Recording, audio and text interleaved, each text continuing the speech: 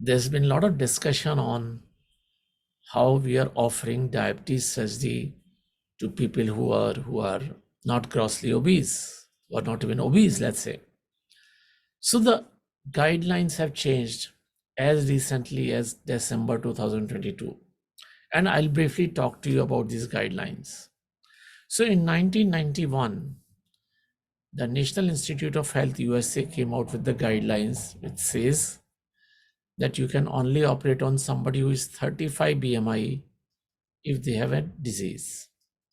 Now the new guideline says we can operate a person at 30 BMI if they have any of the diseases like hypertension, PCOS, sleep apnea, or a poor quality of life, or diabetes.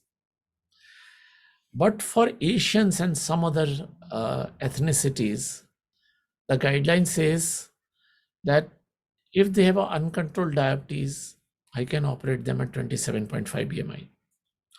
Now, what is this BMI? Either you can calculate it online, there are BMI calculators, or to simplify, I can tell you that if you are 8 to 9 kgs overweight and you have uncontrolled diabetes, then you qualify for a surgery. That means you can have a diabetes surgery.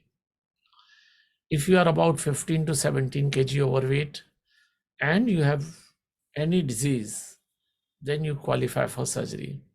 And if you are 20 to 25 kg overweight, and even if you have only obesity as a disease, then you qualify for surgery. So these guidelines are very straightforward, very simplified, because of the simple reason that we are not doing this surgery only for weight loss. We are also doing this to treat obesity as a disease, to treat diabetes as a disease, to treat PCOS as disease. And this disease need not to come only at 35, 40 BMI. Now they are identified that they come much earlier. And that's why the international bodies like American Diabetes Association, International Diabetes Federation, International Federation for Surgery of Obesity, all of them have recommended that the guidelines, the new guidelines, and that's what we are following. Please feel free to contact our team if you want any more information on these guidelines.